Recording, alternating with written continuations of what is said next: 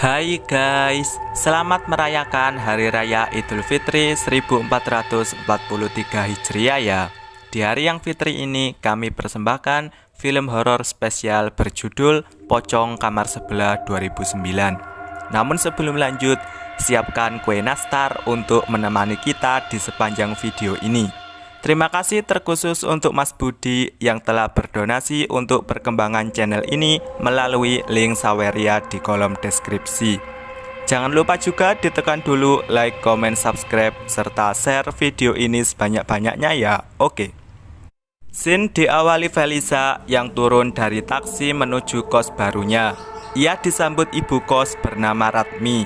Felisa dipersilakan masuk, naik tangga, dan sampai di kamarnya. Sebelum pergi, Bu Ratmi mewanti-wanti. Selama kamu tinggal di sini, jangan pernah kamu buka kamar itu. Film pun dimulai. Bu Ratmi turun tangga, sedangkan Felisa mereview kamarnya. Di sisi lain, anak Bu Ratmi bernama Randy menyiapkan kamera untuk ngintipin Felisa. Malam hari, Felisa yang membereskan buku mendengar suara tangisan dari kamar sebelah. Ia pun memberanikan diri keluar untuk ngecek ke kamar sebelah. Setelah diketuk, tidak ada jawaban dan pintu terkunci. Felisa pun gak peduli lagi. Paginya, Felisa konfirmasi tentang kejadian yang menimpanya tadi malam. Sekalian menanyakan siapa yang tinggal di kamar itu. Bukan urusan kamu. Ketika ngambil minum, Felisa didatangi Randy yang ternyata mereka satu kampus. Randy menjelaskan jika kamar itu sudah 2 tahun gak dibuka. Di kampus, teman-teman Felisa menyarankan pindah saja. Namun Felisa gak mau karena ia terlanjur membayar 1 bulan untuk kamar itu. Kebersamaan ini berakhir karena Felisa ada janjian dengan dosen. Saking goponya, ia sampai menabrak orang. Di sisi lain, Randy membuka kamar Felisa, membuka lemarinya dan mengambil anunya untuk dijadikan bahan fantasi. Sudah puas, Randy keluar dan bertemu Udin si tukang kebun. Awas kau bilang. Felisa renang. Ia penasaran mengapa kamar di sebelahnya nggak dibuka selama 2 tahun. Apa gue buka aja? Randy ngudut. Felisa yang baru datang diajak nonton konser. Sayang tawaran itu ditolak. Felisa naik tangga mau masuk kamar. Namun ia mendengar tangisan lagi dari kamar sebelah. Jangan dekat. Jangan takut. Disinilah Mang Udin datang memperingatkan agar Felisa nggak takut. Malam hari, Felisa membaca buku. Karena mendengar suara orang berantem, Felisa mengambil linggis, keluar kamar untuk ngecek ke kamar sebelah. Disinilah ia menemukan darah dan Felisa langsung membuka paksa kamar itu. Di dalamnya sangat kumuh. Felisa duduk di ranjang, tiba-tiba ia pun lari ke kamarnya, tak sadar ada pocong di belakangnya. Randy yang habis mandi mendengar suara tangisan dan menemukan telapak tangan. Tiba-tiba lampu berkedip. Randy duduk di ranjang dan ada rambut menghampirinya. Ia ngecek di ranjang atas, ternyata kosong. Bu Ratmi menyiapkan makan. Beliau membuka kulkas, tiba-tiba sekali lagi dicek, untung sudah hilang. Tak sadar ada pocong di belakangnya. Randy pun datang. Mereka berkesimpulan keanehan ini terjadi karena ada yang membuka kamar sebelah. Pagi hari, Bu Ratmi memarahi Felisa karena telah membuka kamar sebelah. Felisa pun curhat ke Randy jika alasan ia membuka kamar itu karena selalu mendengar tangisan dari dalamnya. Nanti aja kita omongin. Felisa lanjut mau kuliah dan bertemu Marvin, cowok yang menabraknya kemarin, ternyata juga kos di sini. Mereka pun berangkat bareng.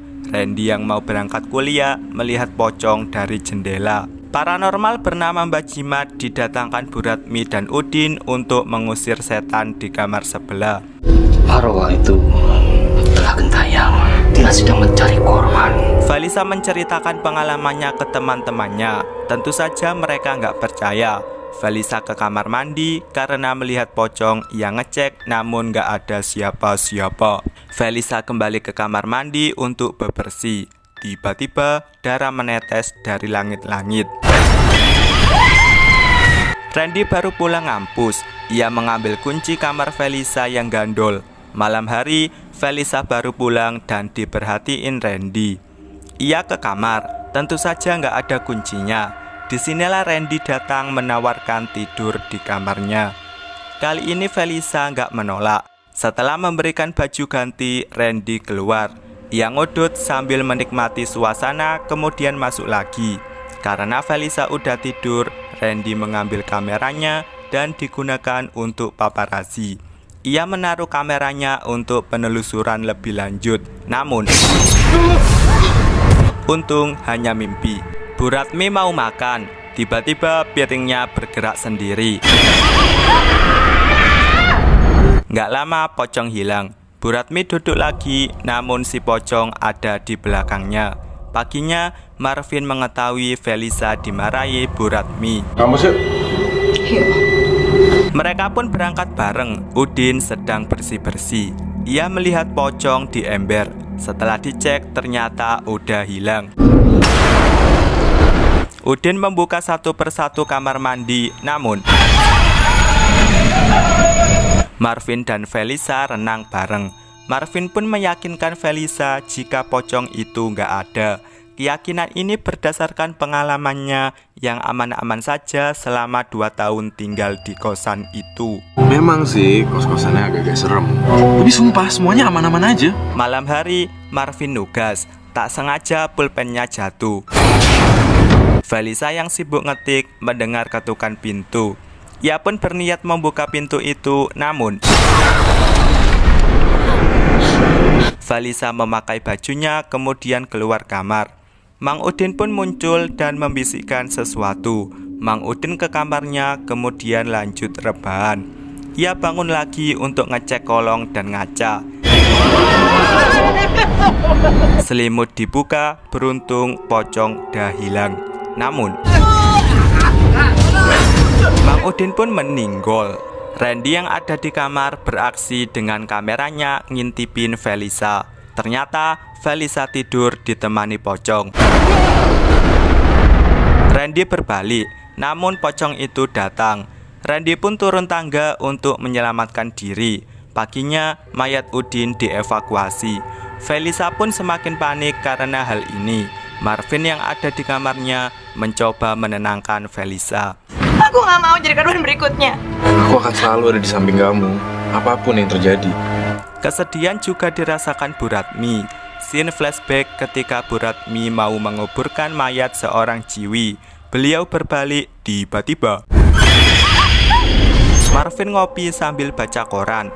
Tiba-tiba kopinya bergerak sendiri. Ada pocong di sampingnya, tapi Marvin gak peduli. Malamnya Felisa mau pindah kos. Mbak Jimat pun berpesan kepadanya. Kemanapun kamu pergi, arwah itu akan mengikutimu.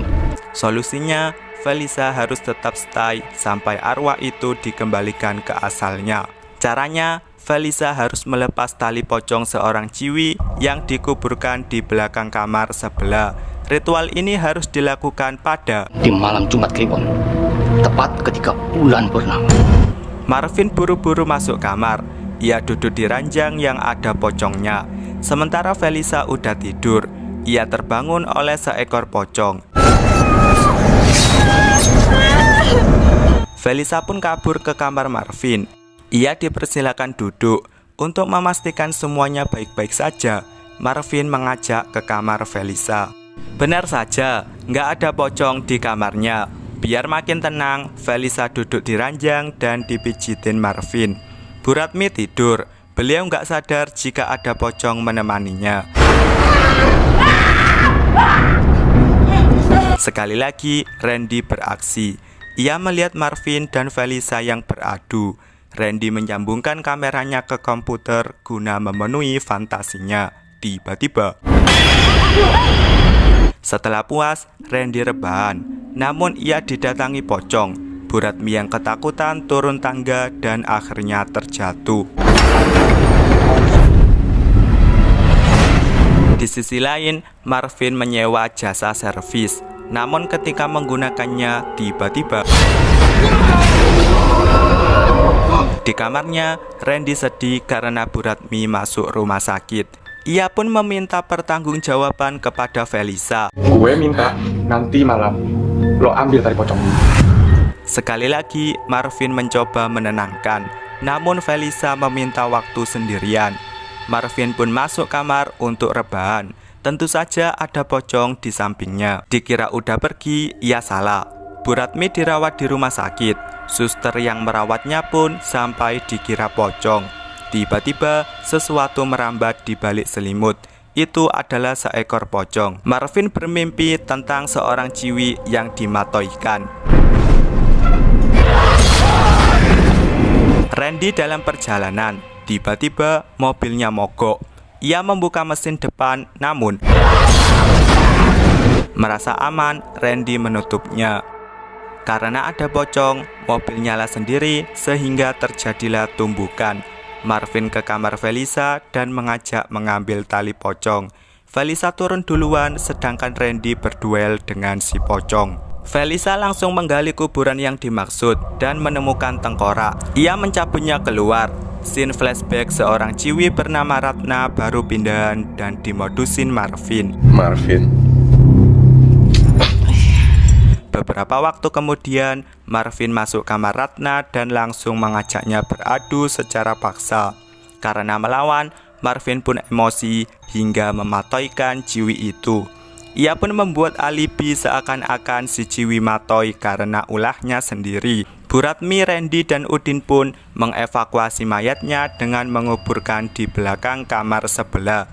Scene kembali ke Felisa yang didatangi Marvin. Tiba-tiba Marvin dijadikan pocong hidup dan akhirnya menyusul Ratna. Disinilah Felisa melepas tali pocong Ratna dan film pun berakhir. Bagaimana? Cukup seru kan? Oke, film ini mendapat 4,3 dari IMDb. Untuk rating versi saya genapkan jadi 5,0. Sampai di sini rangkum film Pocong Kamar Sebelah 2009. Selamat melanjutkan makan kue nastar dan see you next video.